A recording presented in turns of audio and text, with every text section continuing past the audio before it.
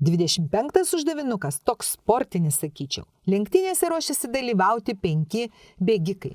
Apdovanojami tik pirmasis ir antrasis bėgikai, atitinkamai aukso medaliu, štai pažymim gelsvai, ir sidabro medaliu.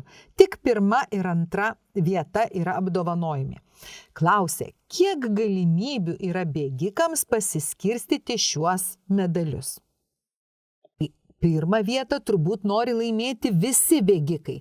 Tai pirmai vietai mes turime net 5 pretendentus. Tarkim, kažkuris tai vienas laimėjo tą pirmą vietą.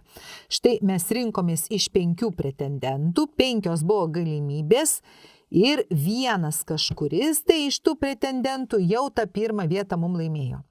Tai dabar antrai vietai sidabro medaliui gauti mums liko tik tai 4 pretendentai ir mes jau renkamės jau nebe iš 5, o iš 4 galimybių. Taigi, kai mūsų šitas dar vienas kažkuris pretendentas laimės antrą vietą, daugiau jau visi kiti liko pralaimėtojai.